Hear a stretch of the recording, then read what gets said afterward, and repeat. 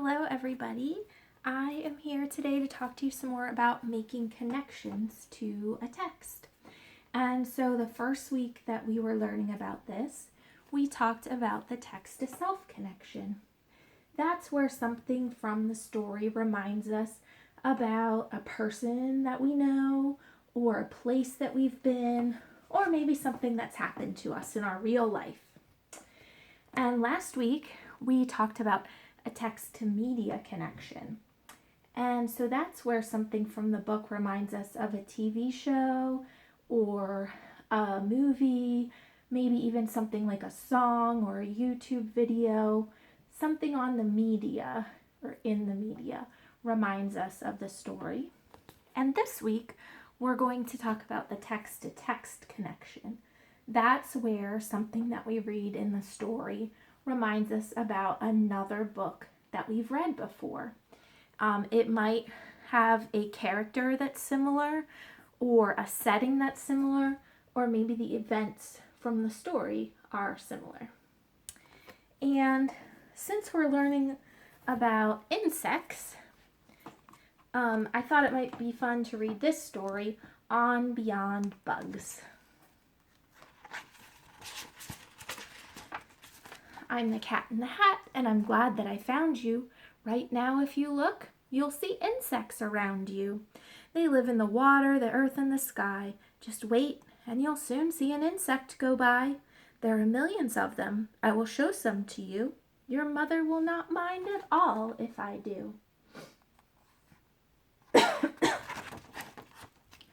Most insects you'll meet have hard shells and lay eggs. They have wings and can fly, and they all have 6 legs. Spiders aren't insects. This news couldn't wait. Instead of 6 legs, every spider has 8. If you look at an insect up close, you will see that its body's in parts, and each insect has 3. First the head, then the thorax, and here at the end is the longest part, which is called the abdomen.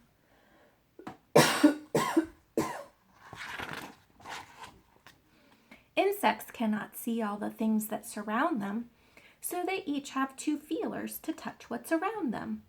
An insect has feelers on top of its head. Some look a lot like a thin piece of thread, while others look much more like feathers instead. We wish we had feelers, but we don't have any. You can also call feelers by this name, antennae.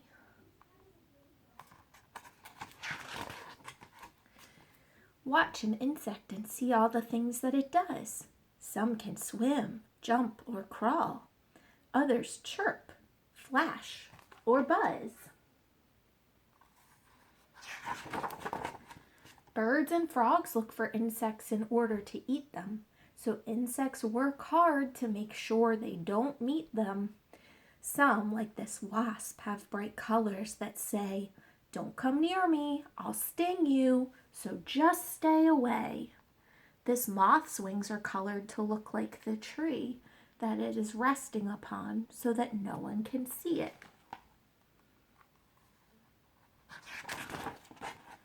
This spittlebug sits and he spits out a bubble. It's wet and it's cool and can save him from trouble. For when he's all covered in bubbly foam, if a hungry bird comes, it thinks nobody's home.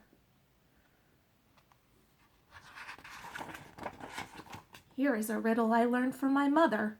How's a skunk and a ladybug like one another? When danger is near, it is easy to tell.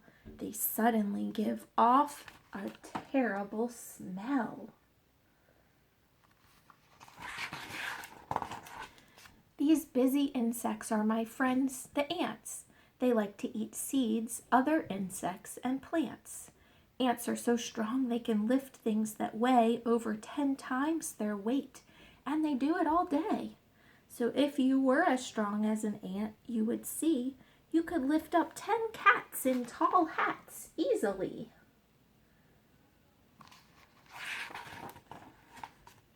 Watch these honeybees, and I am sure you'll agree that these bees are as busy can be. Worker bees collect food, and they keep the hive clean. They protect it from danger and wait on their queen. She must stay in one place. It is her job to lay dozens and dozens of eggs every day. When a bee has discovered where food can be found, she goes back to her friends and starts dancing around. First she wiggles, then waggles in circles, and so all the other bees know which direction to go. We can grow lots of flowers with help from the bees. They store dust from each flower in the back of their knees. This dust is called pollen. Next flower they find, when they land on it, they leave some pollen behind. This is called pollination, and it makes the new seeds that grow even more flowers, which everyone needs. Some insects I know can be unwanted guests. Fleas, flies, and mosquitoes can really be pests. Fleas live on cats, dogs, rats, hamsters, and mice. Their bite is quite itchy, which isn't too nice. But they're wonderful jumpers. Why, if we were fleas, we'd jump over a house, and we'd do it with ease.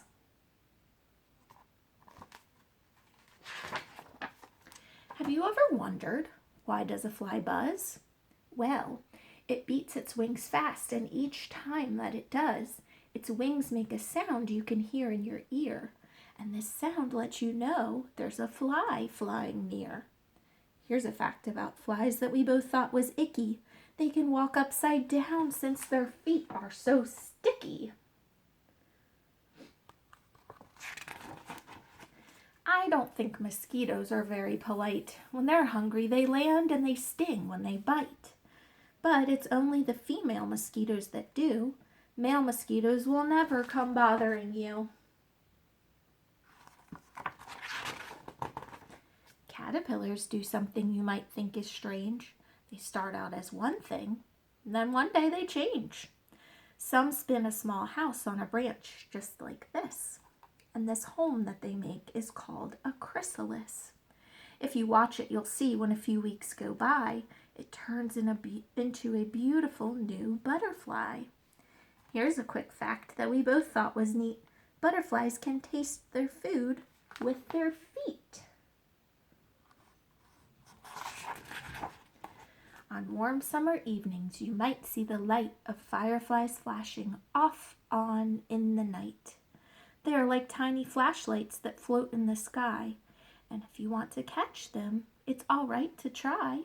Use a jar with a lid, watch them glimmer and glow, then open the jar up and let them all go. All day and all night, on the ground, in the air, insects are moving around everywhere.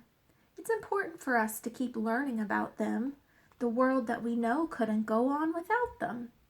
The butterfly, ladybug, ant, and the bee make everything better for you and for me. And that's the end of the story. So now it's time for you to write about your connection, and you can see my examples of connections as well. Bye.